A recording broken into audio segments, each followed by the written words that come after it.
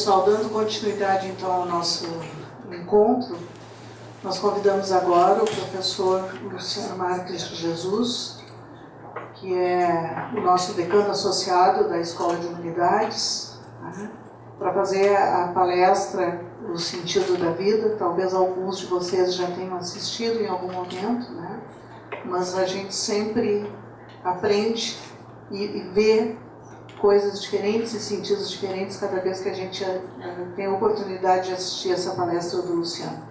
Então, professor Luciano, por favor, seja bem-vindo. Muito obrigado desde já.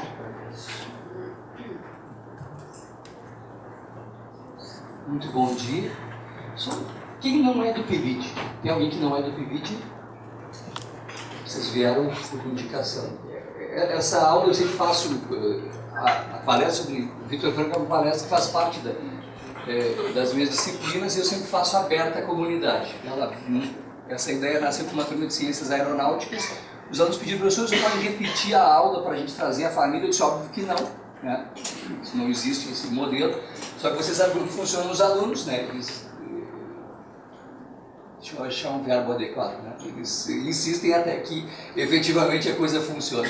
E aí eu disse, olha, ficou interessante esse modelo. Eu dei aula de novo e aí o pessoal trouxe a família. E então a gente instituiu aí a aula aberta à comunidade. A Ana falou que o título da palestra é o sentido da vida, né? Se a gente coloca só o título, parece que vem um sujeito aí de laranja, né? Um pouco de barba e tal, uma espécie de guru para dizer que sentido a vida tem que ter. Tá bem, a nossa proposta ela vai muito longe disso.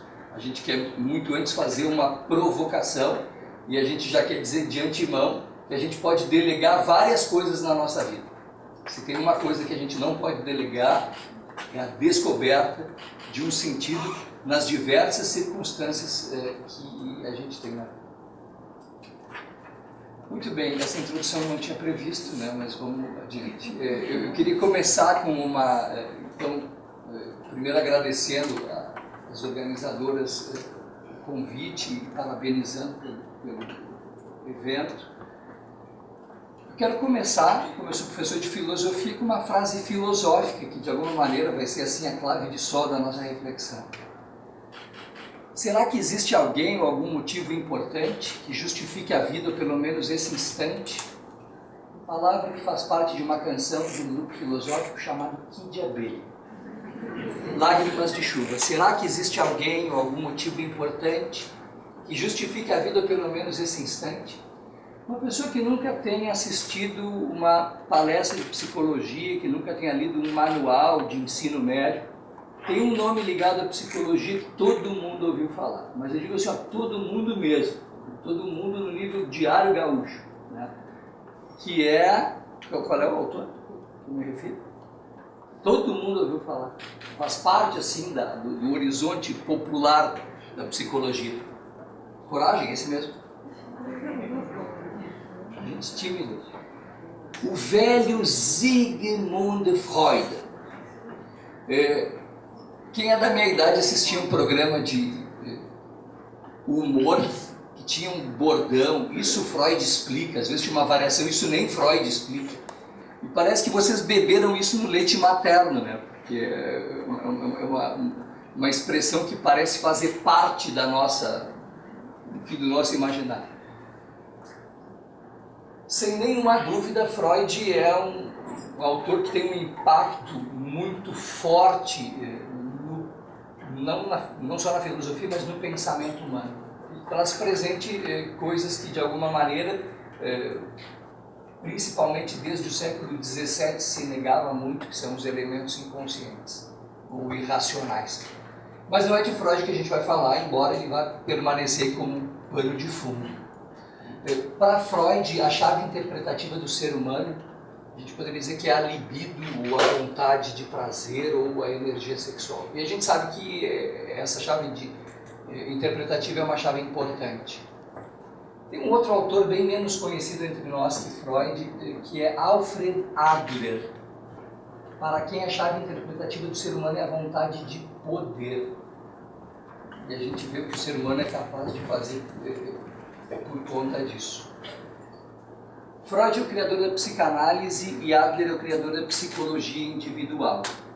A vontade de poder é algo que é uma chave interpretativa também bastante interessante para a gente compreender o ser humano. Um dia eu estava vendo umas crianças de jardim de infância brincando e uma magrinha, franzina, olha para uma gordinha que ela ganhou e diz: fulana, sai daí tomando dentro. Eu disse: nossa senhora, com essa compleição mandando. Aí a gordinha olha para ela e diz: então vem me tirar. E naquela hora eu me lembrei de Adler e como a vontade de poder é algo que nos habita. Só que a gente não vai falar nem de Freud, nem de Adler. A gente vai falar de um terceiro vienense. Alguém vai dizer: ah, Freud não nasceu em Viena. Ok, mas aconteceu. Viktor Emil Frankl. Escreve assim com KL o nomezinho dele. Às vezes eu recebo uma avaliação do aluno: ah, gostei lá do Viktor Frankl, tá, Viktor Franklin, aí magoa um pouco, mas enfim, é com KL a escrita. Eu vou me referir aqui ao livro dele, Em Busca de Sentido. Frankl tem muitos livros e na maioria deles a palavra sentido aparece no título. O livro que eu vou referir aqui é Em Busca de Sentido, o subtítulo: Um psicólogo no campo de concentração. Eu falei Freud, aí saiu sem título, né? Sei lá, deve estar baixando alguma entidade alemã. Nessa frase vocês deletem, por gentileza. Um psicólogo no campo de concentração. Essa é a primeira edição gaúcha, é a preferida. É melhor não falar do assunto gaúcho, né? Então, ok. É que um dia eu levei uma chinelada de uma aluna carioca e ali eu acordei do nosso sono dogmático, etnocêntrico gaúcho, né? Que a gente acha que, né, o banco X é melhor porque é daqui, a cerveja tal é no export, não sai melhor, não sai daqui. A gente tem uma... sei lá como é que a gente chama isso, né? Uma coisa... bairrismo é uma coisa bem suave, né? Então tá, mas não é esse o tema, vamos deixar de lado. Então, essa é a primeira edição sulina sinodal. A partir da segunda edição até a 22ª ou 23ª, ele tem essa cara. Fazia parte de uma coleçãozinha, Em Busca de Sentido. E a partir da 23ª ou 24ª, uma dessas duas, essa aqui é uma 39ª edição, ele tem essa cara. Esse é o livro que se encontra à venda na edição, acho que de 2016. Frankl narra, bom, vamos dizer primeiro quem é Frankl. Médico, neurologista, psiquiatra, doutor em filosofia. Um dia um amigo meu me apresentou para a noiva dele, psicóloga formada aqui na Universidade Federal, psicanalista, e disse: ah, esse é meu amigo Luciano, professor de filosofia, ele estuda Viktor Frankl. E ela: ah, Viktor Frankl, aquele da religião? Eu disse: tanto quanto Freud é aquele da sacanagem. E ela não gostou, ela achou feio, e era exatamente isso que eu queria que ela achasse feio, porque exatamente eu quis mostrar para ela que era muito feio dizer que, do ponto de vista estético, ok, também, dizer que Frankl é aquele da religião. Está longe disso. A gente pode abordar Viktor Frankl deixando esse assunto completamente de lado. Frankl, menininho de 14 anos, baixa estatura, vocês sabem como os baixinhos sofrem bullying, e Frankl foi baixinho numa época em que não existia o conceito de bullying. Um dia está na aula de História Natural, e o professor de História Natural ensina que a vida pode ser reduzida a 2 processos, de oxidação e combustão. O jovenzinho Frankl levanta e pergunta: qual é então o sentido da vida? E essa questão perseguiu Frankl vida em fora. Na Segunda Guerra Mundial, já médico, neurologista, psiquiatra, recém-casado, Frankl é preso e vai parar nos diversos campos de concentração de Auschwitz a Dachau. Um pouco antes de ser preso, um ano antes, na verdade, Frankl foi chamado por um oficial da SS esse oficial tinha um primo que tinha problemas psíquico-emocionais. Então ele descreveu para Frankl os problemas que o primo tinha, e Frankl, enfim, fez um tratamento combinado lá de medicação e psicoterapia, né, psicoterapia à distância, já que o negócio era para o primo, e é interessante, né, que mesmo sendo para o primo, o tratamento deu bons resultados. Lembra um pouco aquela sexóloga do Serginho Groisman, né, que os jovens sempre perguntam, né, meu amigo quer saber se não sei o que, não sei o que. Então, mais ou menos era o caso aqui. E por conta disso, Frankl conseguiu que a sua ida e da sua família para o campo de concentração fosse postergada aí por cerca de 1 ano. Frankl perdeu, exceto a irmã que tinha migrado para a Austrália, toda a família no campo de concentração. O pai, a mãe, o irmão mais velho e a mulher grávida. Todos eles, exceto Frankl, morreram no campo de concentração. E Frankl, após a sua estada no campo de concentração, ditou em 9 dias esse livro, que tem o título original alemão Trotzdem ja zum Leben sagen. Eu ensaiei muito para esse momento, é a única frase que eu sei dizer por enquanto.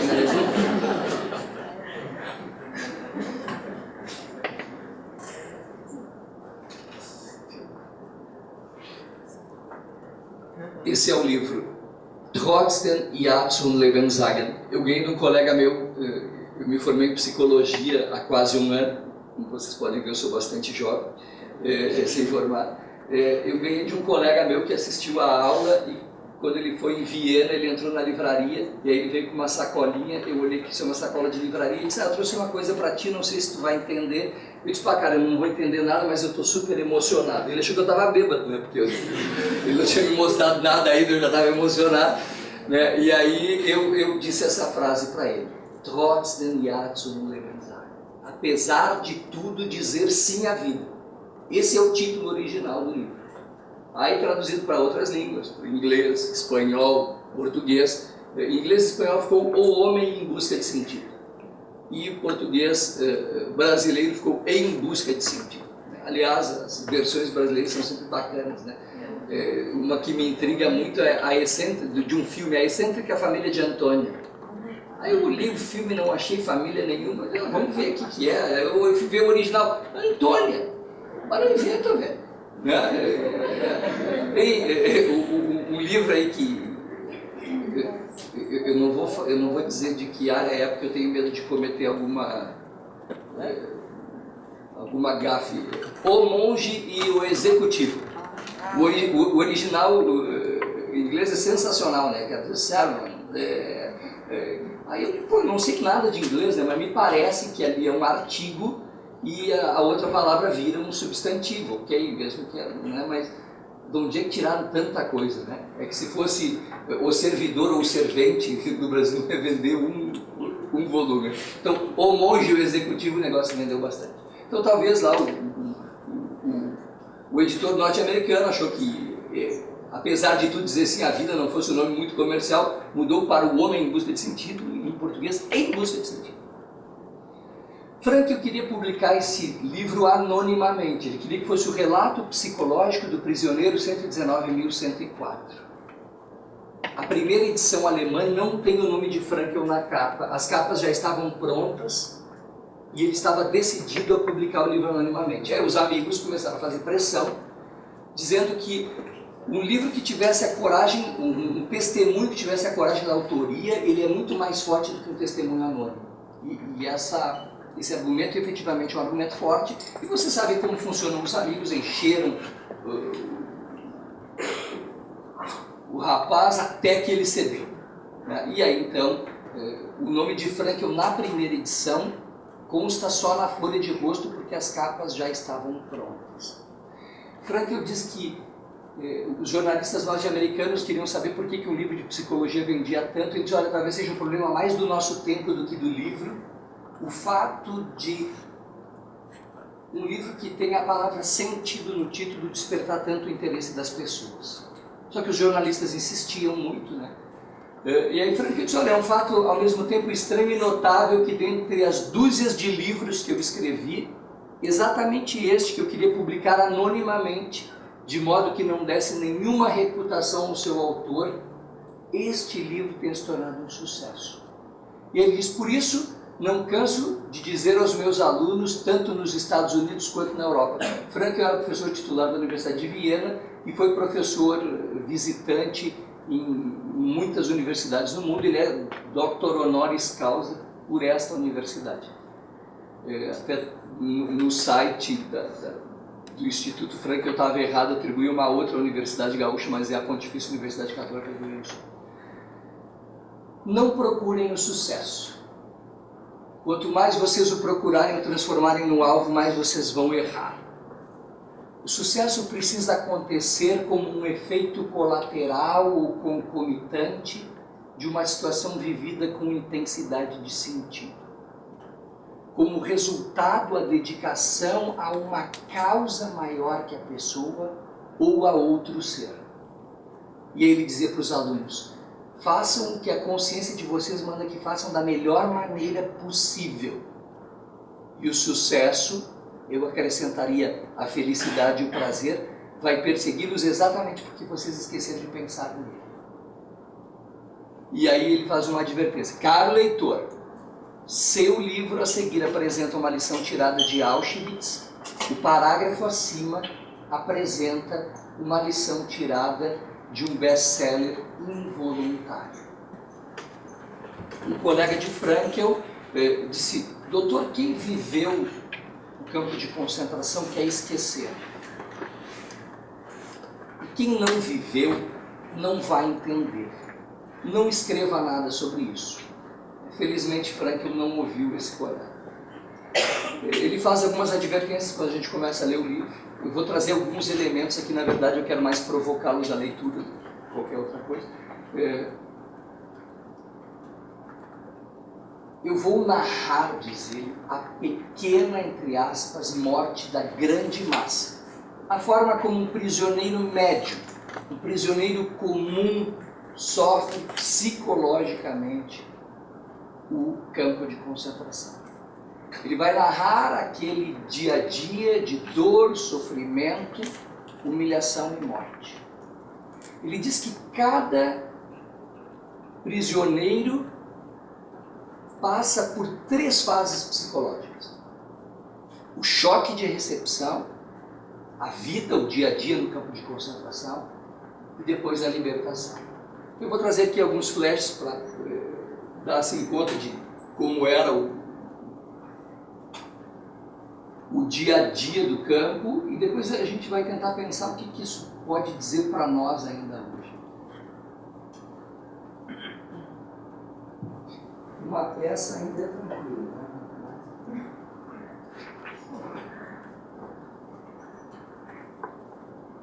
Ele se interrompe e ele não sabe mais nem o que ele está falando, ele está fazendo isso aqui na mão, coisa mais louca, Jesus.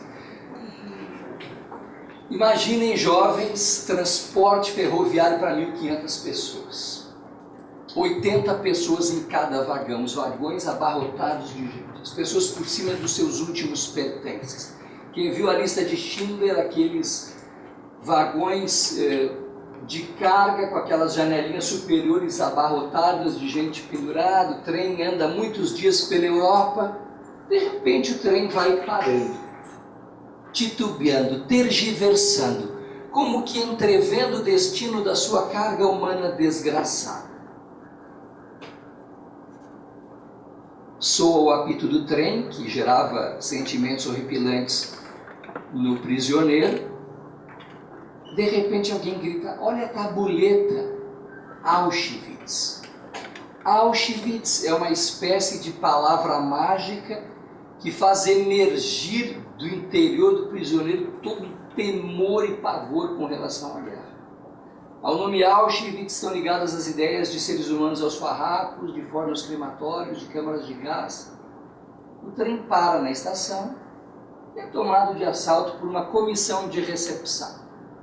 Prisioneiros, cabeça raspada, alguns com aspecto de bem alimentados, corados, alguns estranhamente ridentes, E prisioneiro é tomado de um sentimento que Frankl descreve como ilusão de indulto.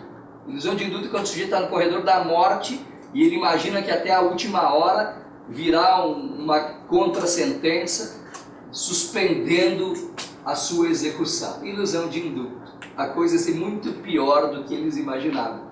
Na verdade, aqueles prisioneiros eram uma classe especial de prisioneiro, os capos. Frankl diz que do ponto de vista psicológico e caracterológico, os capos funcionam muito mais como guardas do que como prisioneiros. Às vezes eles eram mais temidos pelos prisioneiros comuns do que a própria guarda do campo de concentração. Eles são levados dessa primeira recepção para uma primeira seleção. Eles formam uma fila diante de um oficial da SS, o oficial com a mão esquerda segurando o braço direito, e o oficial ia apontando, conforme ele olhava para o prisioneiro que se apresentava, a hora para a esquerda, a hora para a direita. O prisioneiro se aproximava dele pensando qual será o significado deste gesto sinistro. Aí sempre tem um mais bem informado que o outro, diz, olha, o pessoal que vai para a esquerda vai para um campo de repouso, e o pessoal que vai para a direita vai para um campo de trabalho. Frankl chegou lá com o escrito científico, ele tinha um escrito científico mocoseado, não dá para dizer, né? Assim, escondidinho na capa, no forro da capa, fez uma posição quanto possível militar, baixinho. Aí o sujeito deu uma empurrada lá no ombro dele e o mandou para o lado direito. Anos mais tarde, Frankl reforma essa memória. Aí a gente já tinha tido tinha se dado publicidade a muitas coisas do campo de concentração, e este sujeito que fazia a seleção era Josef Mengele. E no livro de memórias com o estranho nome, o que não está escrito nos meus livros, uma contradição performativa, Frankl diz que o Mengele o mandou para o lado esquerdo.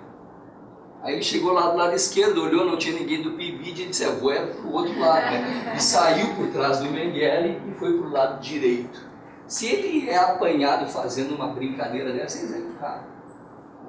Frankl diz que no campo de concentração havia uma luta desgraçada pela vida e por conta disso os melhores dentre nós não voltaram.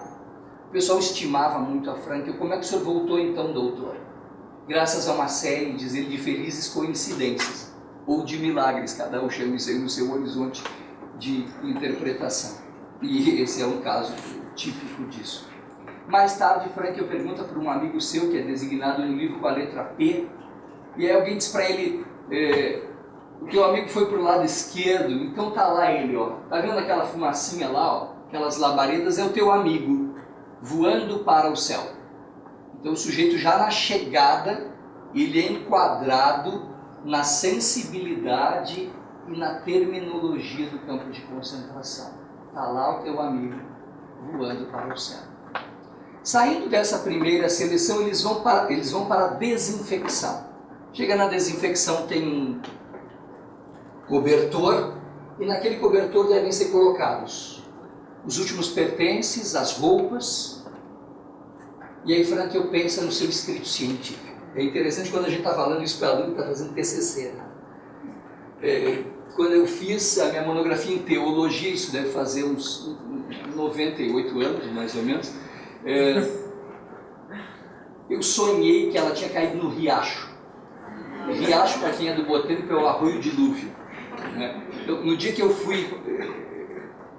trouxe a minha monografia, eu enrolei-a num plástico, coloquei na minha pasta e atravessei uma pinguelinha de pedestre que tem ali na beira rosa, bem no meio, de medo que a minha monografia caísse no riacho.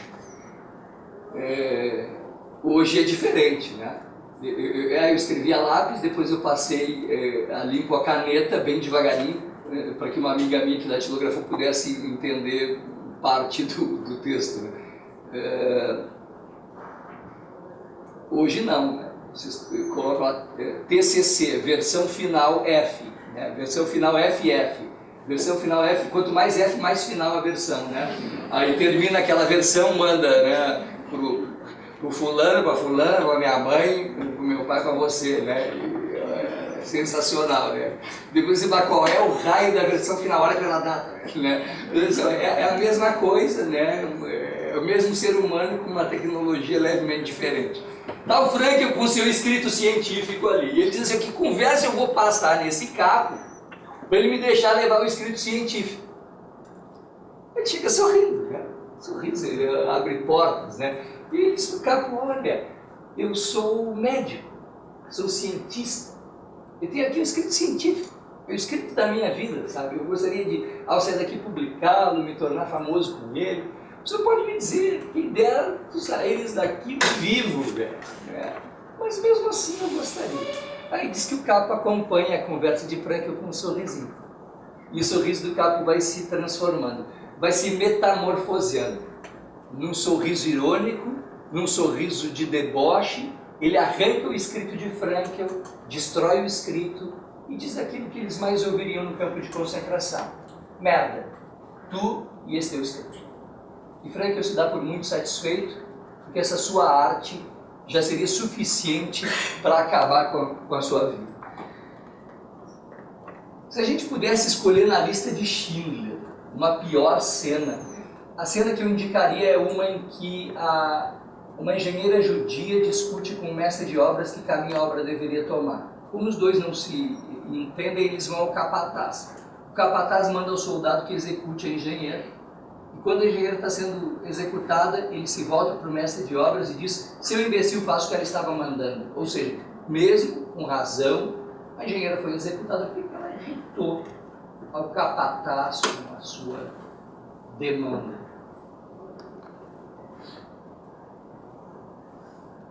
Todo mundo perdia todos os pertences, todos os bens, poderia levar consigo o sapato, que normalmente era trocado por um número menor, cinto ou suspensório para segurar a nova roupa e óculos. O resto, tudo era perdido. Às vezes um veterano queria fazer uma calourada ali, né, uma recepção aos bichos, dizia, olha, teu sapato está muito direitinho, se eu fosse eu cortava aqui, o sujeito ia lá, cortava o sapato, passa um sabãozinho para não verem que tu sabotaste. Aí o calouro ia lá, fazia tudo como o veterano mandava e entrava na chibata por conta disso. Né? Ah, quer sabotar? Eles tinham o corpo completamente depilado e um número tatuado no corpo ou cosido na roupa. Frankl diz, neste momento a gente faz a experiência da existência desnuda. A gente experimenta o que significa ser humano sem nada. O que significa ser humano sem as roupas, sem objetos, sem pertences, sem os pelos do corpo, sem absolutamente nada. Nada mais resta senão a existência ridiculamente nua. A existência nua. Frankl diz que no campo de concentração não atuei como médico nem como psiquiatra, eu era tão somente o prisioneiro comum, número 119.104. Na sequência, eles vão para o banho. Abrem-se os registros e sai água dos chuveiros. Aí eles são tomados de uma sensação de humor avesso, humor fúnebre. Sai água mesmo. Eles começam a fazer troça da própria desgraça e da desgraça dos colegas. A este humor avesso sucede uma sensação de curiosidade e de expectativa. E agora o que vai ser da gente? E a essa sensação de curiosidade e expectativa sucede uma sensação de surpresa. O médico Viktor Frankl afirma: os compêndios de medicina mentem. Eles ignoram talvez aquela que seja a melhor definição de ser humano, que é do escritor russo Fedor Mikhailovich Dostoiévski. O ser humano é um ser que a tudo se adapta. O ser humano é um ser que a tudo se habitua. Tudo o que eu li, diz Frankl, nos compêndios de medicina, sobre quanto tempo um ser humano aguenta sem comer, quanto tempo aguenta sem dormir, qual a temperatura mínima suportada pelo corpo humano, tudo isso aqui perdeu a validade. Pessoas que por qualquer barulhinho no cômodo contíguo lá na vida normal acordavam, deitam ao lado de um colega que ronca a plenos pulmões e rapidamente estão completamente adormecidos. E aí a gente já entra na segunda parte, a segunda fase, a vida no campo de concentração. Um dia tem um colega tendo um pesadelo enorme e Frank, eu tenho a tendência natural de acordá-lo. E ele se dá conta. Eu vou acordar o sujeito de um pesadelinho de nada, que é um pesadelo sonhado, um pesadelo onírico, para esse pesadelo que a gente está vivendo aqui real, deixa de sonhar. Né? Nenhum pesadelo é pior do que estar acordado. Eles dormiam entablados de 2 por 2,5, aquele filme A Vida é Bela também, que conta de como eram os locais de dormir. 2 por 2,5, 9 pessoas, com 2 cobertores. Um de uma menina me interrompeu, professor, 2 cobertores até que não era ruim. Eu disse, é para os 9, querido, né? 2 cobertores por pessoa. Né? Eles ficavam felizes o dia que não faltava a luz e podia catar o piolho do corpo para dormir mais sossegadamente. É o conceito de felicidade de Arthur Schopenhauer. Para Schopenhauer, felicidade é a ausência de uma desgraça maior. Então, quando a desgraça não era tão grande, este era um bom dia no campo de concentração. Eles dormiam grudadinhos um no outro para que o frio fosse menor, né? E sempre torcendo para que o colega não tivesse andado por caminhos quando as pessoas estavam com diarreia. Esse era o quadro, assim, para o cheiro do sapato não ser o pior possível. Eles eram vendidos praticamente como escravos para empreiteiras. Faziam um trabalho semi-escravo. Eles ganhavam cupons prêmio e os cupons prêmio eram trocados por cigarros no campo de concentração. Não era escravo porque o trabalho escravo não é remunerado. Ele é remunerado por cupom prêmio, o cupom prêmio é trocado por cigarro. E cigarro é uma moeda fortíssima no campo de concentração. De repente eu estava de posse de 12 cigarros. 12 cigarros significavam a salvação da morte por inanição por pelo menos 2 semanas. Quando um Luciano da vida sacava de um bolso remoto um cigarro e ia curti-lo, os outros ficavam, virou muçulmano, era o termo que eles usavam. Quando o cara desistia, era acometido pelo vírus da desistite. O cara desistia de viver. Ele pegava e ia fumar o cigarrinho, então era sinal que ele não queria mais viver. Ou ele morria ou ele era morto. Essa era... Eles normalmente trocavam os cigarros por porção extra de batata, de pão, de suco. Só se dava ao luxo de fumar quem era capo ou tinha uma condição muito diferenciada no campo de concentração. Vocês imaginem um neurologista acostumado a fazer punções cerebrais, um médico psiquiatra trabalhando de pai de picareta. Imagina o pessoal da DEA, da Divisão de Engenharia e Arquitetura, bata daqui a pouco aqui na porta, o pessoal do PIBID aí, cada um pega uma pá, uma picareta, vamos tirar o piso aqui na frente do prédio 5, como é que a gente se viraria? Então vocês imaginem um neurologista fazendo isso. Frankel sozinho construiu um túnel embaixo de uma estrada para passar canos de água. Eles construíam estradas de ferro. Um dia estão carregando aquele dormente, aquela tora de madeira enorme, e um colega de Frankel vai mancando porque estava com uma luxação, daqui a pouco ele não aguenta o peso do dormente e cai. Frankel corre da onde ele está e ergue o colega. Na hora que Frankel está erguendo o colega, ele leva uma bofetada de um capataz. Ele diz assim, o que menos dói neste momento é a dor física. O que mais dói é a humilhação e o escárnio. O que mais dói foi ter ouvido desse sujeito há poucos dias, vocês não têm espírito de solidariedade, vocês não se ajudam uns aos outros. E Frankel diz, exatamente na hora que eu estou ajudando o meu colega, o sujeito que me disse isso há 2 dias, me dá uma bofetada. Um dia Frankel cavava um buraco. E um montinho de terra acusava o quanto ele havia trabalhado.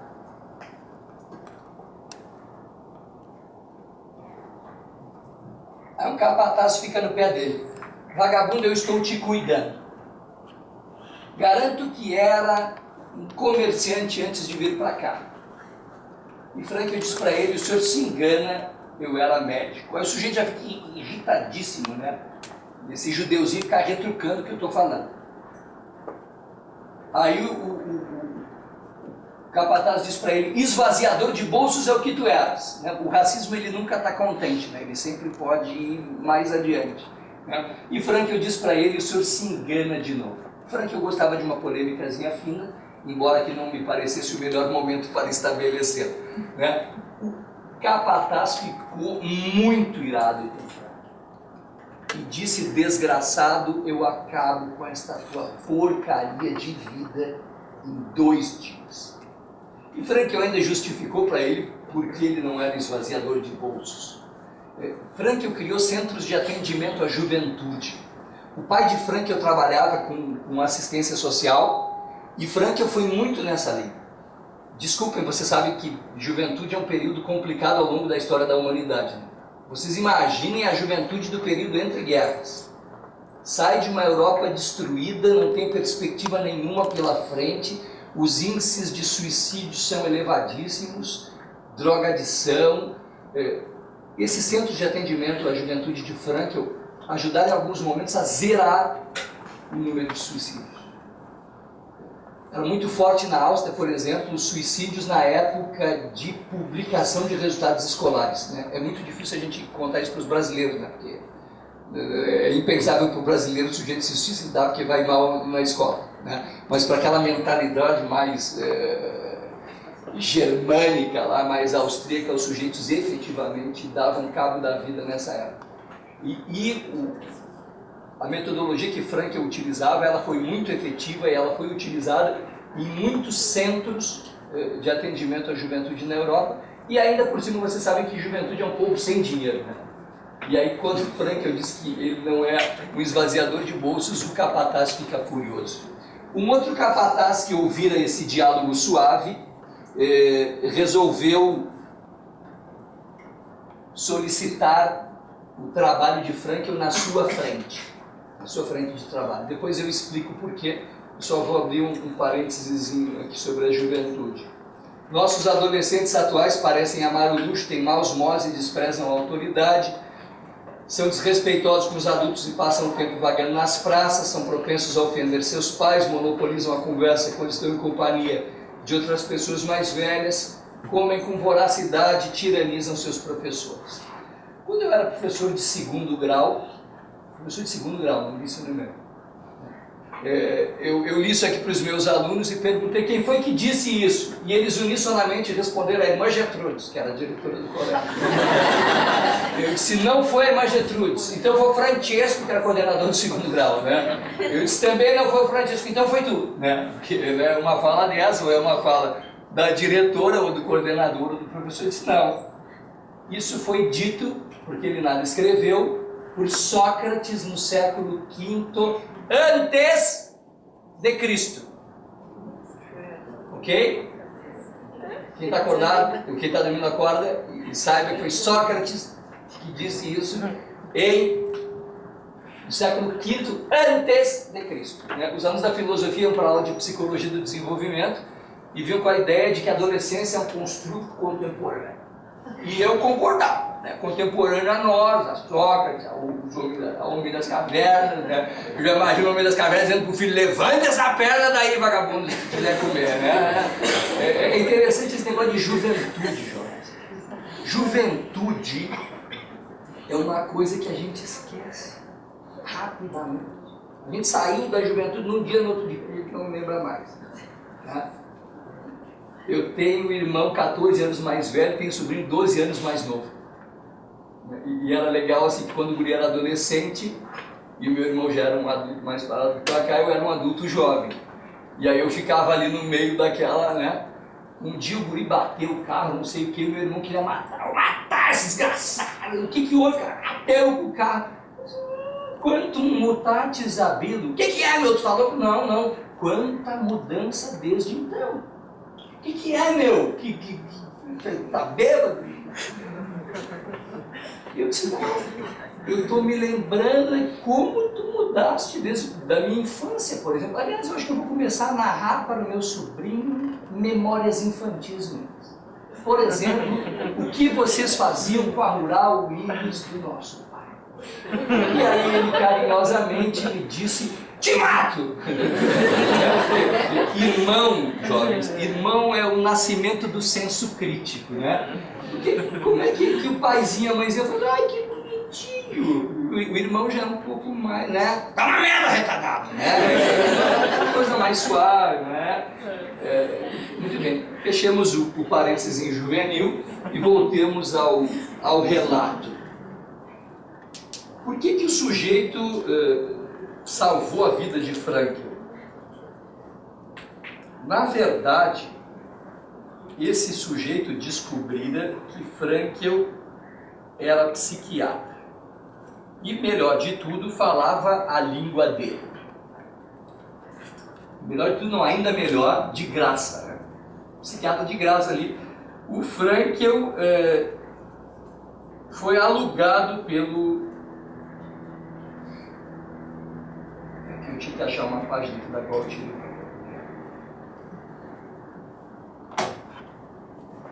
O Frankl foi alugado pelo capataz. Foi lá fazer psicoterapia com ele. E aí conta aquela coisa que se conta em psicoterapia, né? Seus traumas infantis, suas mazelas existenciais, seus desencontros amorosos, o sujeito era prolífico nisso. Frankl ouviu atentamente, fez-lhe uma diagnose, deu-lhe conselhos psicoterápicos. O sujeito ficou extremamente agradecido e na primeira oportunidade salvou a vida de Frankl, graças a uma série de felizes coincidências ou de milagres.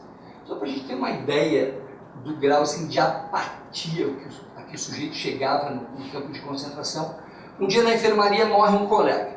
Aí um vai ali dar uma olhadinha nos bolsos do morto, surrupia umas batatas que o morto tinha guardado, o outro acha que o casaco do morto está melhor, fica com ele e tal. Aí Frankl vai lá e chama o responsável para ele tirar o cadáver, está um tempão já estirado ali. Aí vem o sujeito, franzino, desnutrido, pega o cadáver igualmente desnutrido pelas pernas e vai tirando da enfermaria que ficava abaixo do nível da rua. Então os degraus de 20 centímetros, o sujeito puxava as pernas, o tronco, a cabeça ia batendo lugubremente nos degraus e o corpo era abandonado na neve. Na sequência vinha a sopa, e a sopa era avidamente sorvida por todos. Frankl tomando a sopa, olha pela janela e vê o corpo do colega estirado na neve, com os olhos esbugalhados como que a olhar para Frankl. E Frankl se surpreende com o fato de não sentir absolutamente nada. Frankl disse, não fosse o meu desejo de, como psicólogo, mostrar a forma que o prisioneiro comum enfrenta o campo de concentração, esse fato teria passado completamente despercebido. Eu sinceramente não senti. Na verdade, era o cientista espantado com o fenômeno que ele observava. Quer dizer, a apatia total diante da morte de um colega com quem há poucas horas ele conversava. Gordon Allport, um psiquiatra norte-americano, que diz que leu o escrito de Frankl no campo de concentração 2 vezes sem levantar da poltrona. O escrito traz essas coisas que eu falei aqui e tantas outras. Ele, na verdade, é um relato de uma das piores coisas que a humanidade foi capaz de produzir. Mas é impressionante a noção de ser humano que este sujeito, Viktor Frankl, extrai desta experiência.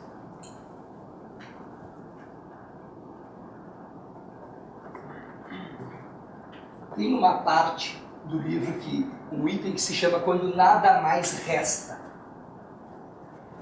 Essa parte eu não tenho coragem de emprestar a minha caricatura vocabular. Então, eu vou ler um pedacinho para vocês. Eles estão caminhando quilômetros a fio na neve na direção de uma frente de trabalho, resvalando no gelo, erguendo-se mutuamente. Nenhum de nós pronuncia uma palavra a mais, mas sabemos neste momento que cada um só pensa em sua mulher. Vez por outra olho para o céu onde vão empalidecendo as estrelas, ou para aquela região no horizonte em que assoma a alvorada por trás de um lúgubre grupo de nuvens. Mas agora, meu espírito está tomado daquela figura a qual ele se agarra com uma fantasia incrivelmente viva que eu jamais conhecera antes na vida normal. converso com minha mulher, ouço a responder, vejo-a sorrindo, vejo seu olhar como que a exigir e a animar ao mesmo tempo, e tanto faz se é real ou não sua presença, seu olhar agora brilha com mais intensidade do que o sol que está nascendo. Um pensamento me sacode. É a primeira vez na vida que experimento a verdade daquilo que tantos pensadores ressaltaram como a quintessência da sabedoria, por tantos poetas cantada a verdade de que o amor é, de certa forma, o bem último e supremo que pode ser alcançado pela existência humana. Compreendo agora o sentido das coisas últimas e extremas que podem ser expressas em pensamento, em poesia e em fé humana, a redenção pelo amor e no amor. Posso compreender que a pessoa, mesmo que nada mais lhe reste nesse mundo, pode tornar-se bem-aventurada, ainda que somente por alguns momentos, entregando-se interiormente à imagem da pessoa amada. Na pior situação exterior que se possa imaginar, em que a pessoa não pode realizar-se através de uma conquista, em que essa conquista pode consistir unicamente num sofrimento reto de cabeça erguida, nessa situação a pessoa pode realizar-se na contemplação amorosa da imagem espiritual que ela porta dentro de si, da pessoa amada. Eles continuam caminhando, à minha frente um companheiro cai por terra, e os que vão atrás dele também caem. Num instante o guarda está lá e usa seu chicote sobre eles. Por alguns segundos se interrompe minha vida contemplativa, mas no abrir e fechar de olhos eleva-se novamente minha alma, salva-se mais uma vez do aquém da existência prisioneira, para um além que retoma mais uma vez o diálogo com o ente querido. Eu pergunto, ela responde, ela pergunta, eu respondo. Eles continuam caminhando até chegar na obra, e aí, quando eles chegam na obra, Frankl pensa: se naquele momento tivesse sabido minha mulher está morta, acho que esse conhecimento não teria perturbado meu enlevo interior naquela contemplação amorosa. O diálogo espiritual teria sido igualmente intenso e gratificante. Naquele momento me apercebo da verdade. E aí Frankl cita uma frase do Cântico dos Cânticos: põe-me como um selo no teu coração, porque o amor é mais forte do que a morte. Quando Frankl chegou no campo de concentração, ele juntou uma mão na outra e fez um pacto consigo mesmo. Aconteça o que acontecer, eu não vou para o fio. Ir para o fio é quando o sujeito não aguentava mais aquele repuxo de dor, sofrimento, humilhação e se grudava na cerca de arame farpado eletrificado. Uma imagem muito contundente da Segunda Guerra é a cerca de arame farpado e o sujeito morto ao lado.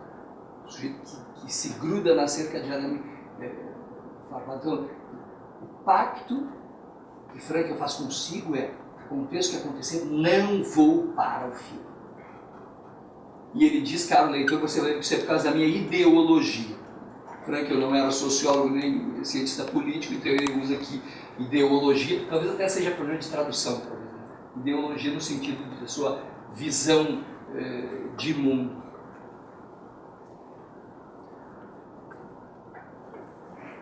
Qual é a chave interpretativa do ser humano segundo Viktor Frankl? A vontade de prazer de Freud, a vontade de poder de Adler parecem ser insuficientes aqui. O que leva o sujeito a, apesar de tudo, continuar dizendo sim à vida? A chave interpretativa do ser humano, segundo Viktor Frankl, é a vontade de sentido. É a teimosa vontade de fazer que a vida tenha sentido. É a teimosa vontade de descobrir um sentido na vida, seja qual for a circunstância em que se encontra. Alguns colegas diziam: doutor, se a gente morrer, nada disso aqui tem sentido. E ele dizia: alto lá. O sentido da nossa vida não pode depender deste detalhe, que é morrer ou não morrer, que é sobreviver ou não. Nós precisamos viver sempre configurando a nossa vida de modo que ela tenha sentido.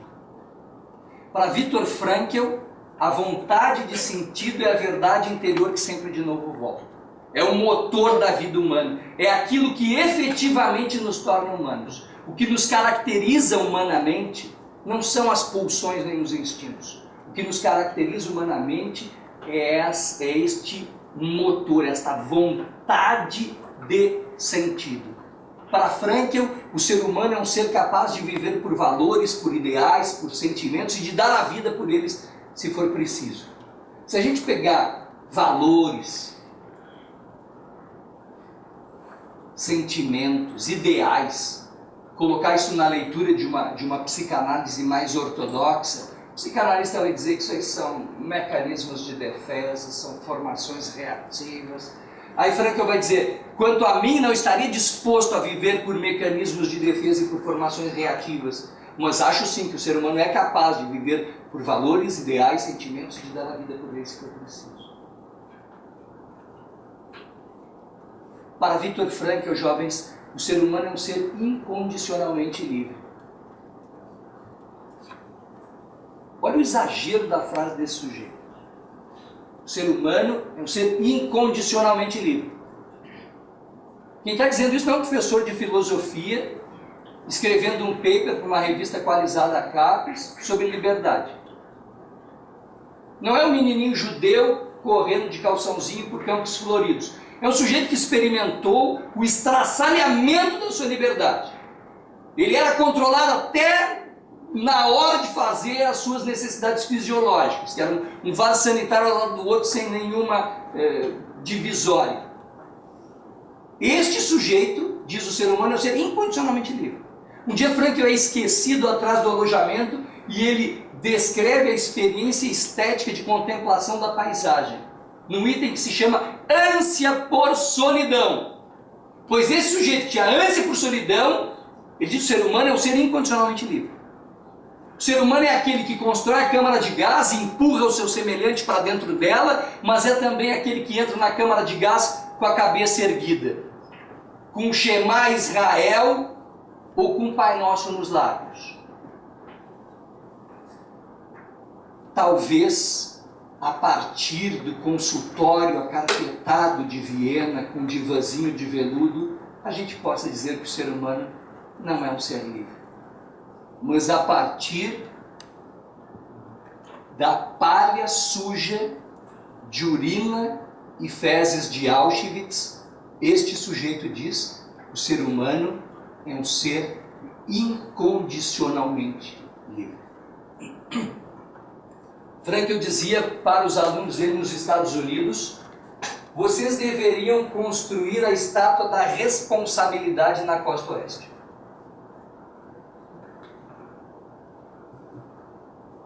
Para lembrar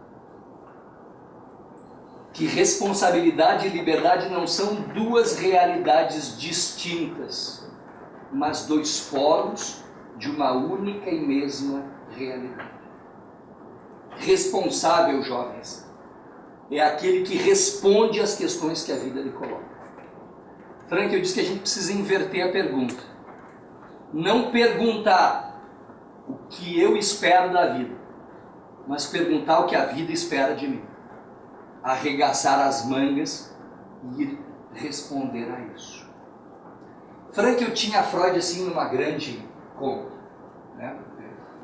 Frankl diz que a cadeira de Freud estava sempre vazia. Frankl se correspondeu com Freud quando tinha 16 anos.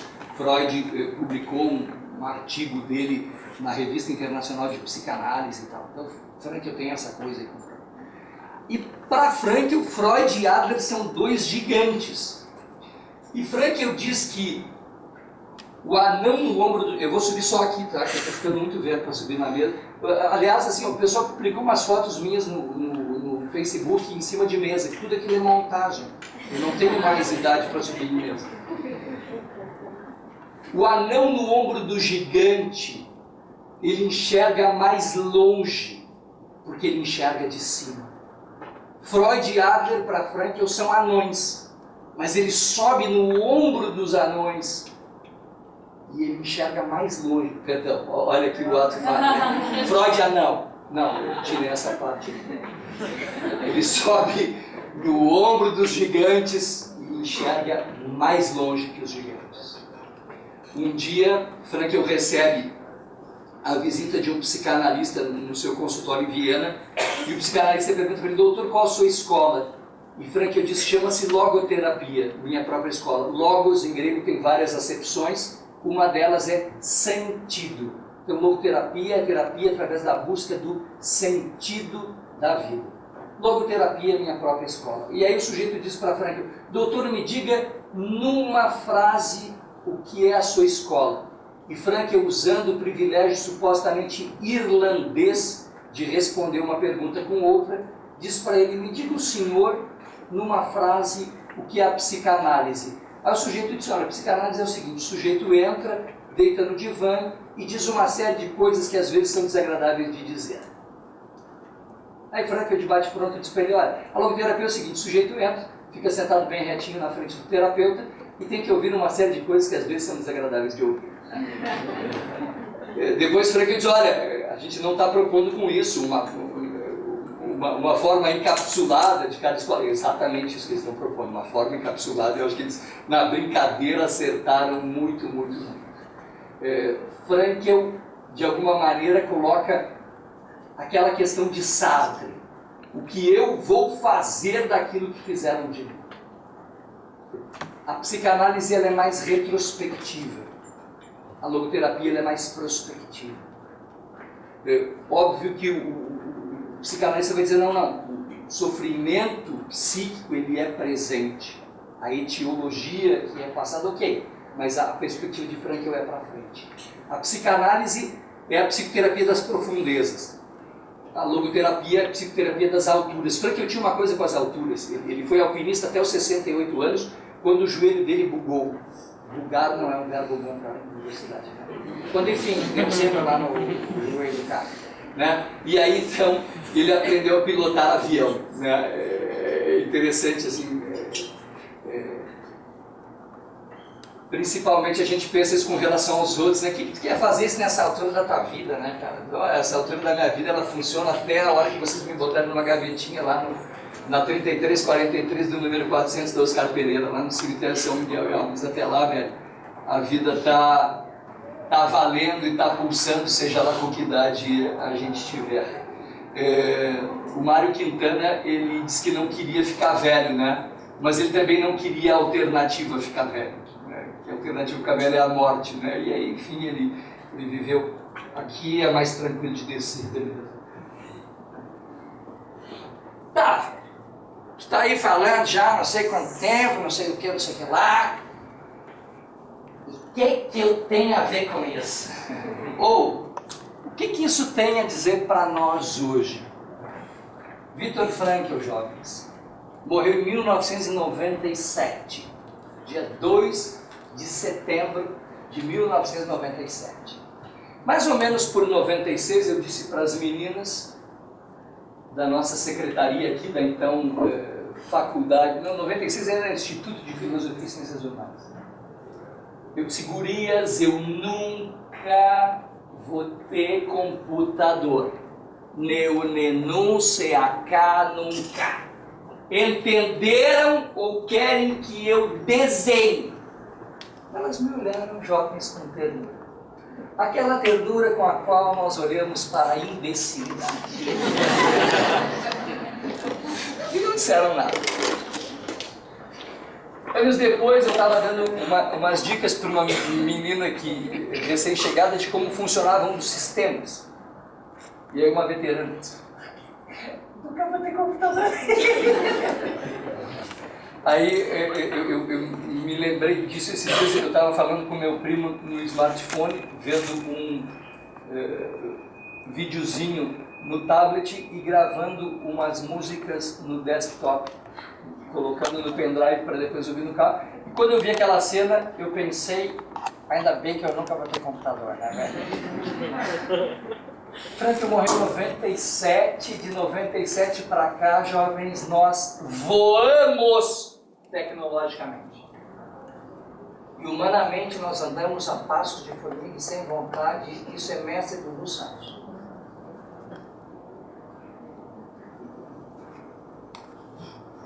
Frankl disse que um dos grandes males do século XX é a frustração existencial.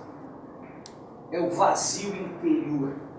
é a sensação de perda do sentido da vida. Ou se a gente quiser uma palavra que dá nome a uma canção do Biquíni Cavadão e da Legião Urbana, tédio. Jovens, o único reparo, não é reparo quando ele falou isso, ele está coberto de razão. O único adornamento que eu faria a essa afirmação de Frankl é um dos grandes males do nosso tempo. Porque tecnologicamente a gente tem possibilidades, desafios e limites novos. Mas humanamente parece que a gente vive as mesmas coisas. Do vazio. Frankl diz que essa sensação é uma espécie de neurose dominical prolongada. A gente poderia dar um nome, é aquela coisa que o sujeito ele não sabe descrever, é aquela sensação de... Eu daria um nome científico para isso de nhaca existencial. Aquela sensação, aquele vazio gigantesco que tem no peito do sujeito de total nhaca existencial. Frankl dizia que o ser humano contemporâneo vive a embriaguez do trabalho e do lazer. De segunda a sexta-feira, a embriaguez do trabalho. Sexta-feira em diante, a embriaguez do lazer. Na embriaguez do lazer, a embriaguez da embriaguez mesmo.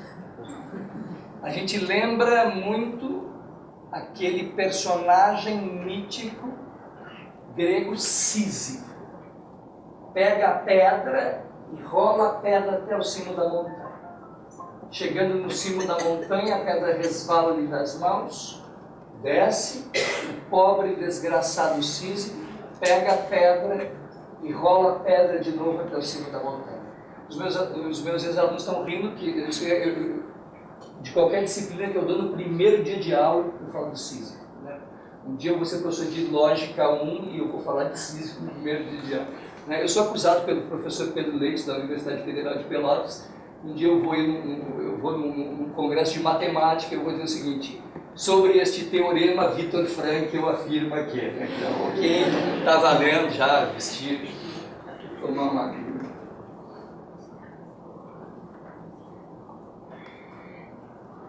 Ele não pode se interromper, jovens, porque ele não lembra nem o nome dele quando ele volta.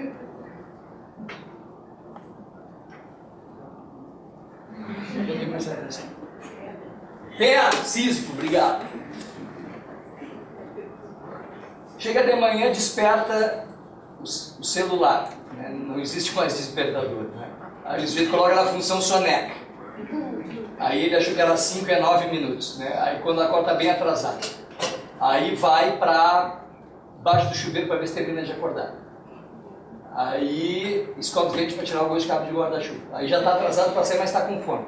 Vai na cozinha, bolacha Maria mole, azar. Leite vencido, azar também. Né? E aí sai correndo, trabalha o dia inteiro, vem para poder uma aula de ética e cidadania. Do selo de Jesus, chega lá e não morre nunca, cansado. Aí sai da PUC, pega trânsito, vai para casa, toma banho, vê TV, vai dormir. No outro dia começa tudo de novo, mesma correria, vem para PUC, graças a Deus não tem água para descansar. Pega trânsito, vai para casa, não toma banho, mas vê TV e vai dormir.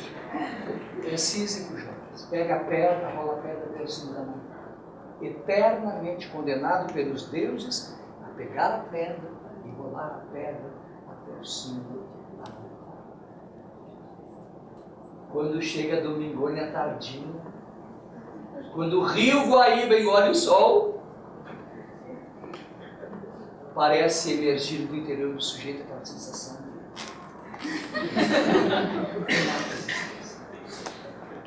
Neste momento eu sempre sou interrompido por um geógrafozinho gremista que diz: não é Rio Guaíba, é Lago Guaíba.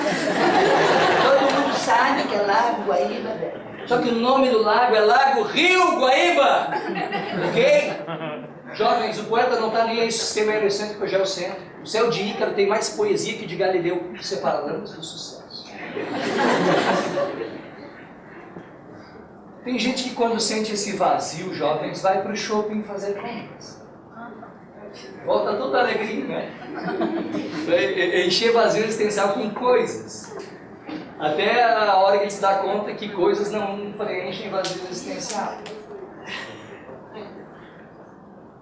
Nós poderíamos dizer, caricaturizando as coisas, o seguinte: o ser humano contempla, o professor Velho precisa de loser, né, jovem? O ser humano contemporâneo trabalha, ou sei lá, faz tanta outra coisa que não é trabalho.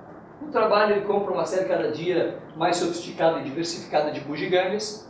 Com essa bugigangada toda ele se torna extremamente feliz.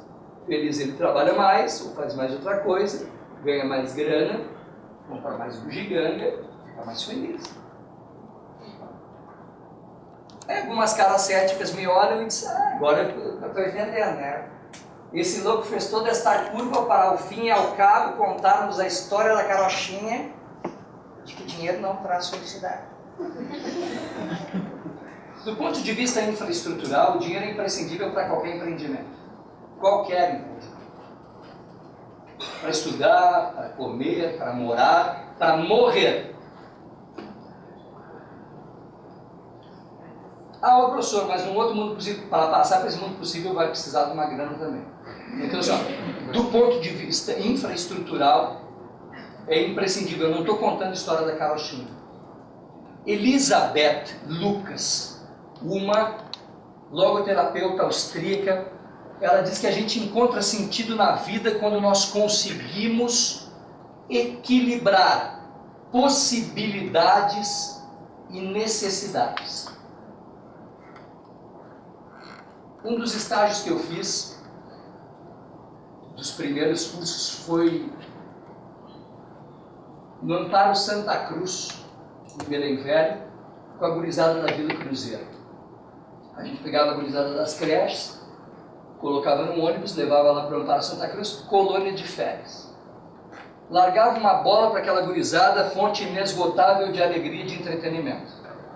Daqui a pouco, alguém acertava ou errava uma saliência ou reentrância do terreno, abria um tampão no dedo, começava a chorar. Vocês sabem como as crianças são solidárias, né, umas com as outras, né? Olha aí, bichoca, mulherzinha chorar. O guri engole o choro, segue o jogo. As meninas brincavam com os arremedos de brinquedo que a gente conseguia, fontes inesgotáveis de alegria. Eu trabalhei com crianças que nunca andaram de ônibus de linha. Bumba, tá ligado? Busão, nunca. A gente vai no quarto da menina, tem o setor das bonecas no mezanino, né? Uma boneca que ri, uma que chora, uma que bate palminha e canta parabéns, uma que nana nenê, uma que ganha nenê, uma que come papinha e faz café. E ela brinca com uma e aquela ali encheu, brinca com a outra, encheu também. Com a outra, encheu. Parece o ser humano contemporâneo que vai de um a outro brinquedinho superficial e nenhum brinquedinho o satisfaz. Havia um diretor aqui de uma empresa em Porto Alegre, tinha um vendedor que 7h30 da manhã estava o cara ridente. Pronto, para trabalhar que deu uma patroa, não sossegava enquanto não estourava todas as metas. Tinha a idade do filho dele. O filho dele não tinha achado sua vocação. O guri ultimamente queria ser piloto de avião. Aí o velho pagou lá para ele tirar o PT, brevet de piloto privado. E é uma barbada tirar brevet de piloto privado, né? 20 mil reais, assim, faz as horas iniciais, já tira o brevezinho, então é coisa assim tranquila. E aí o velho pagou e o guri tirou o PP e já não estava mais a fim de pilotar. Então o velho foi perguntar para o vendedor de onde é que ele tira essa vontade, essa garra, essa determinação, e o rapaz, bastante sem jeito, diz, olha, não tenho a mínima ideia, seu diretor. Eu comecei a trabalhar, tinha 11 anos. Foi exatamente quando meu pai morreu, e de lá para cá, velho, eu estou tocando aqui. Eu nunca tive tempo de pensar se eu tenho vocação ou não tenho vocação. No caso da menina das múltiplas bonecas e do filho do diretor, as possibilidades elas passam como um carrossel. E ela passa, os sujeitos agora não quero, agora não quero, agora não quero. Para a gurizada, lá da colônia de férias, para o vendedor, a possibilidade que aparece, ela é agarrada com unhas e dentes. Quando surgiu o programa ProUni, Universidade para Todos, eu era um cético com relação ao programa. Aliás, como muitas pessoas que existem nas organizações, né, jovens? É óbvio que não aqui na PUC, exceto eu. Tem aquele pessoal que é o time de trás do poste, né?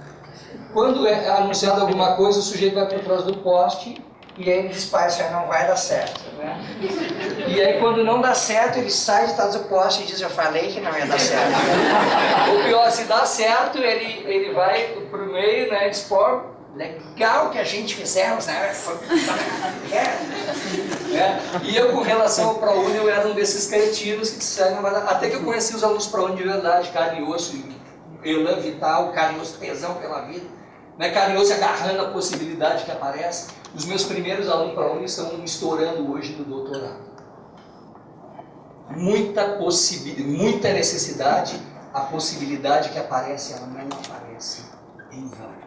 No livro Mentalização e Saúde, Elisabetta Lucas diz que na pobreza extrema a gente tem risco para a vida física, para a sobrevivência. E na riqueza extrema a gente tem risco para a saúde mental.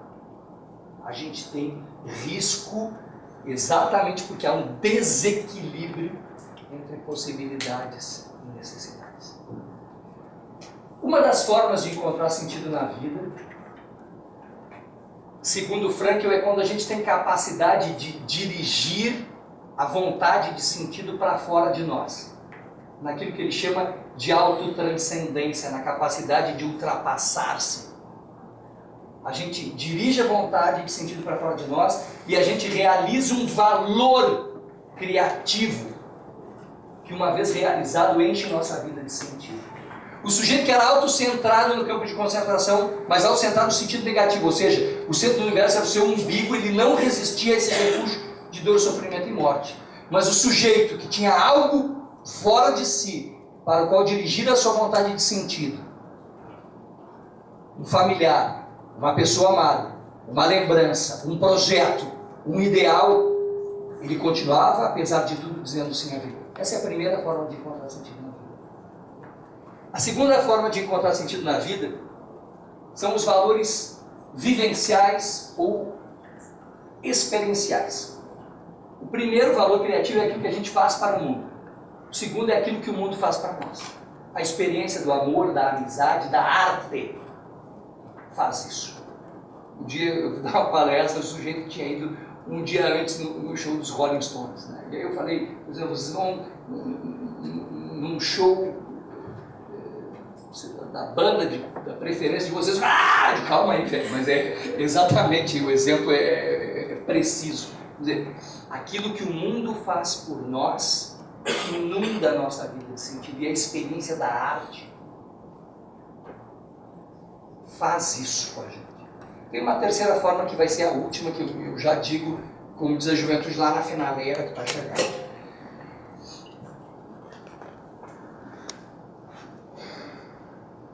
Um ex-professor meu aqui, que foi diretor do nosso Instituto de Filosofia e Ciências Humanas, professor Odoni José de Quadros, é professor dessas coisas desgraçadas que eu sou, né?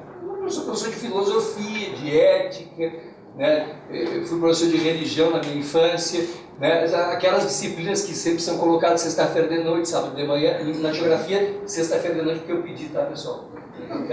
Eu quero, né? Mas muitas vezes eu não pedi, aí levei a sexta-feira de noite, sábado de manhã. Estava um dia o professor Odoni num colégio por aí, colégio de ensino médio, e o professor de biologia, que é uma disciplina superior, né, resolveu tirar, eu acho que o sujeito já que era obrigação moral dele, uma ondinha com a cara ali do professor de filosofia e de religião. Legal ser professor de filosofia e religião, jovens, é que nem a gente trabalhar na churrascaria. A gente é aquele cara que vem com 3 espetos, né? Coelho, codorna e mareco, né?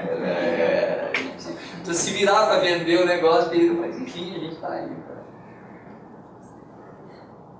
O professor de biologia começa a tirar uma ondinha com a cara dele, pegou um livrinho de biologia que jazia por ali. Disse, fulano, paga esse negócio aí, meu filho, sentido da vida, o valor da vida, dignidade da vida e da pessoa humana. Eu vou te ensinar a vida, ó fulano. Abriu ali o prefácio, começou a aminoácidos, proteínas, ribossomos, mitocôndrios, outras organelas, DNA. Jovens, isso comicha um professor de formação humanística, desde o cabelo até a unha do pé. O professor resolveu não dizer nada. Como diz o ditado popular, nada como um dia depois do outro. Chega o professor, ou diz aquele outro ditado popular, a língua é o chicote, de outra parte do corpo no momento não ocorre. E chega lá para o professor de biologia. Macambuzo, sorumbático, taciturno, melancólico, entediado, entristecido, ensimesmado, lentificado, prostrado. E aí, se apavora, fulano, o que houve? O sujeito não sabe dizer, só sabe aquela sensação de vazio dele. E aí o professor pergunta para ele, problema de saúde? Não, saúde está bem. Problema de dinheiro? Não, dinheiro está bem. Problema com a fulana? Não, a fulana está bem.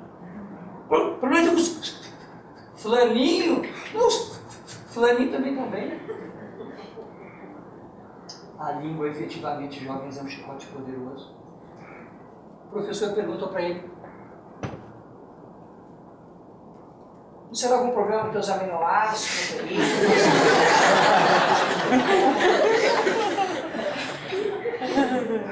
Como professor de História Natural, o professor de Biologia teve que sentar em cima do seu reducionismo. A vida não pode ser reduzida a um processo de oxidação e de combustão.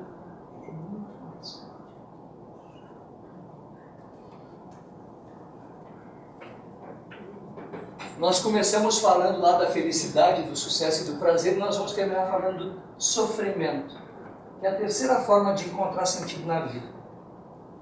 Primeiro, os valores criativos, segundo, os valores vivenciais ou experienciais, e a terceira são os valores atitudinais.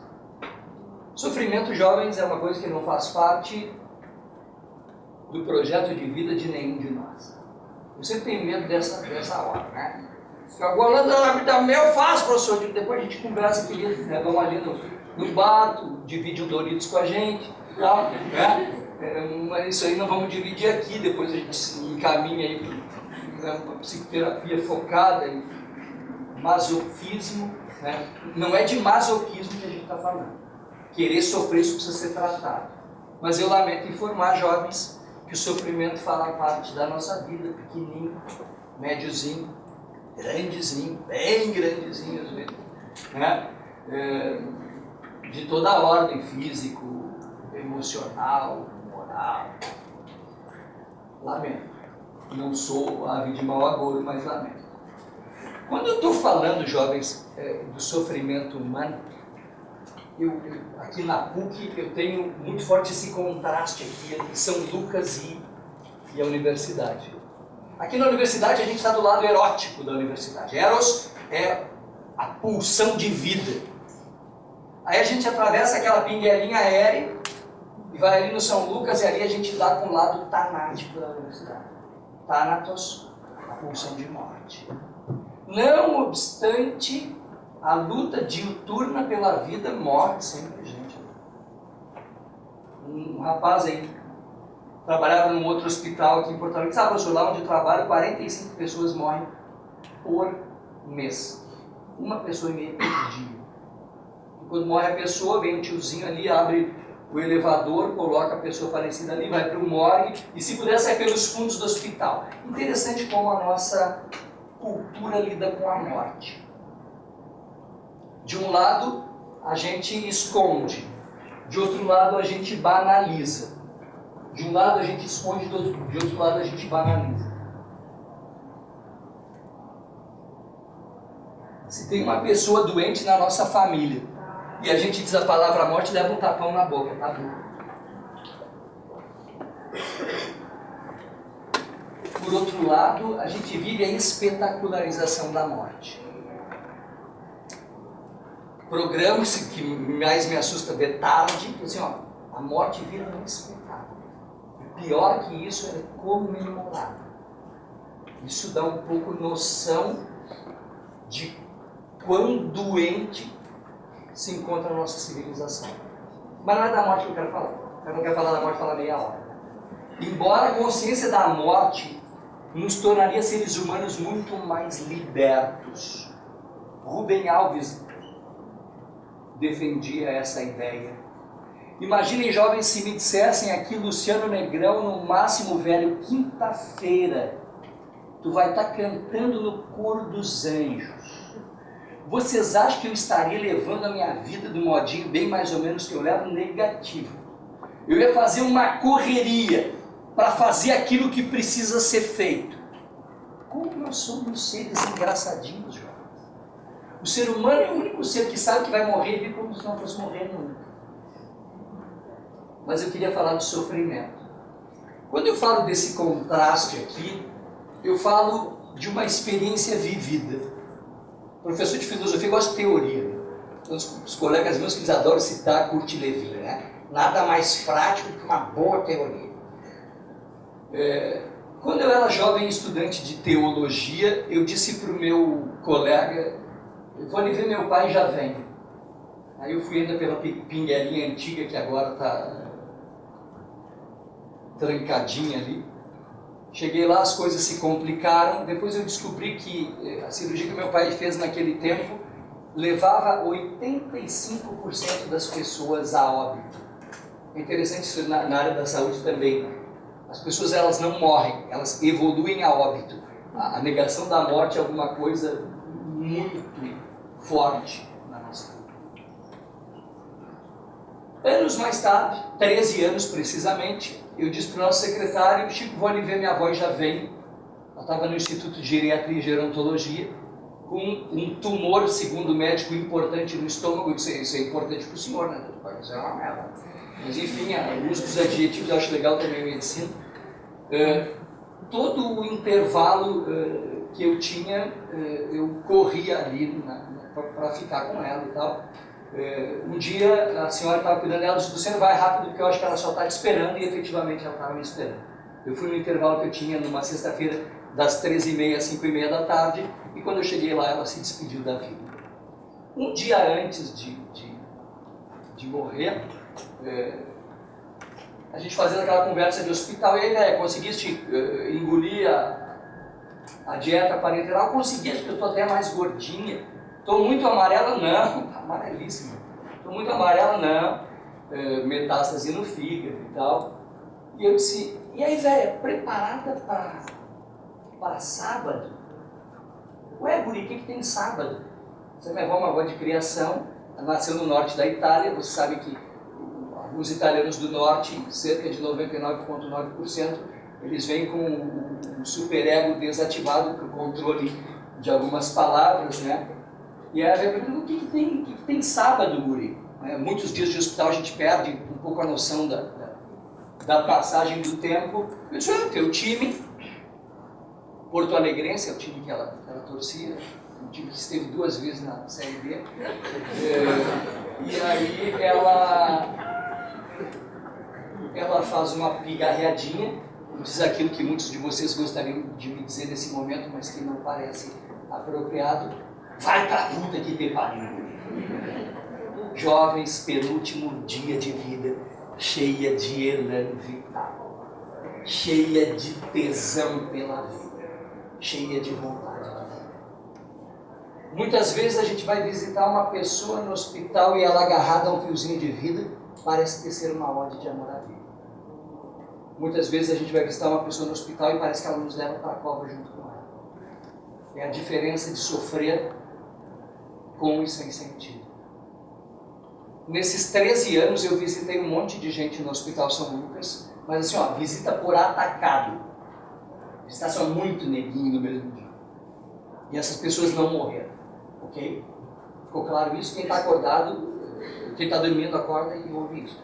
Eu não me dei conta que eu falei dessas duas coisas e um dia o cara veio se despedir, disse, velho, gostei da tua cara, gostei das paradas que tu falou.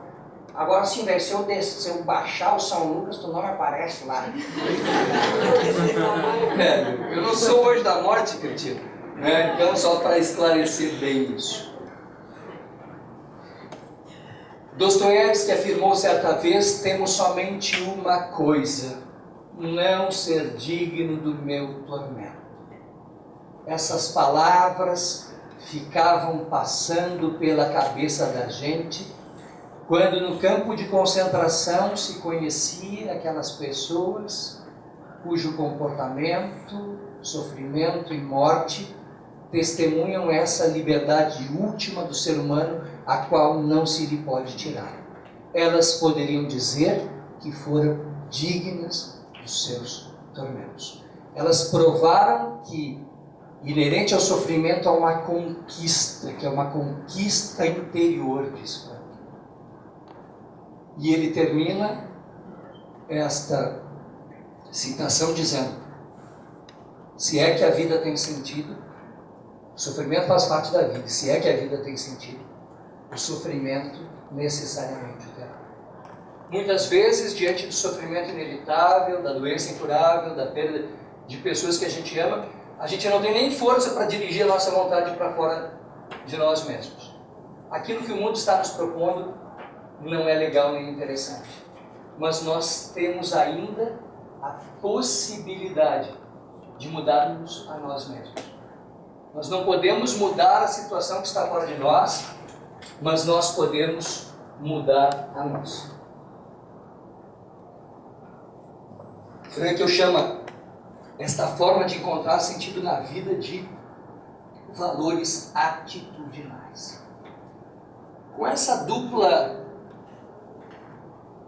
experiência do meu pai e da minha avó, eu me sentia doutor de sofrimento humano. Quando chegou na hora da encomendação da minha avó, eu olhei e notei que a minha mãe não estava presente. E eu perguntei para os cretinos dos meus irmãos, nós éramos 7 homens. Eu dizia para minha mãe que 7 não tem nem como amar todos. Ainda mais amar igualmente. Olha que a velha amava todos os cretinos. Cadê isso? Eu olhei e perguntei onde é que está a mãe. Não avisamos. Eu disse, como assim, idiotas? Não avisamos. Morre a melhor amiga dela e vocês não avisam. Cara, a mãe fez uma cirurgia no coração faz 1 mês. Eu disse, e aí? Tu queria que a gente avisasse? Queria. Aliás, eu queria que ela decidisse. E aí, então, me coube a inglória tarefa de falar com ela depois do acontecer. E ela ficou bastante mal. E aí eu fiz, né, uma promessa desgraçada e disse assim, tu queres que eu te avise qualquer morte que nos disser respeito? Sim. Então, eu vou te avisar, exceto a minha morte, qualquer morte eu tenho.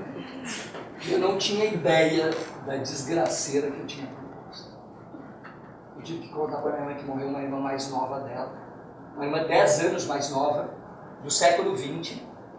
A minha mãe nasceu em 1928 e a minha tia em 1938. É aquela irmã que é tua filha, que tu penteia cabelo, que tu dá beijinho, que tu cuida quando tá doente, que tu leva pro colégio, que tu dá-lhe pau, que dá pra ela. Tive que contar para ela que morreu o irmão mais velho dela. Tive que contar para ela que o meu irmão mais novo, com 39 anos, entrou numa aeronave aqui no aeroporto Salgado Filho. Essa aeronave não aterrissou em Congonhas. Eu sabia que o meu irmão estava no voo, por orientação do médico, que a gente tinha estado exatamente naquele dia ela foi sedada, e no outro dia eu fui cumprir a minha promessa desgraçada. Ela aguentou firme até o domingo seguinte. O acidente foi numa terça-feira e ela teve um extenso AVC. E aí então ela sobreviveu mais 17 dias. A gente teve entre uma morte e outra 22 dias e entre o interior 14 dias. E aí, jovens, eu me vejo na contingência de ter que aprender aquilo que antes eu estou ensinando. Eu fui pensar assim, desde quando que eu falo sobre Viktor Frankl para os meus alunos? Desde que eu era professor de ensino médio. Que eu falo sobre o sentido da vida, o sentido do trabalho, o sentido do amor, o sentido da arte, o sentido do sofrimento humano. E aí tu te vês na contingência de ter que aprender aquilo que eu estou ensinando. Na Igreja Católica existe um rito chamado diaconato, que é o passo antes do sujeito ser ordenado padre. Tem um momento da cerimônia que o bispo entrega para o ordinando o evangelho. Eu quero só as 2 últimas frases, mas eu só sei se eu disser tudo. Recebe o livro do qual foste constituído mensageiro, transforma o que é vivo aquilo que lês, ensina aquilo que crês e procura realizar o que ensinas. Ensina aquilo que crês e procura realizar aquilo que ensinas. Talvez em algumas áreas isso não seja possível, não seja preciso. Mas eu acho que em filosofia é possível. Eu acho que em antropologia filosófica é possível. Eu acho que em ética é necessário. Eu acho que em psicologia é necessário. Começamos jovens com que de abelha. Será que existe alguém, algum motivo importante que justifique a vida, ou pelo menos esse instante? E terminamos com Friedrich Nietzsche. Nietzsche tem uma frase que poderia ser o título da vida e obra de Viktor Frankl. Quando se tem um porquê viver, pode-se suportar quase qualquer como viver. Junto as mãos ao meu redor, faço o melhor que sou capaz, só para viver em paz, jovens, e assim a gente termina com Los Hermanos. Muito obrigado.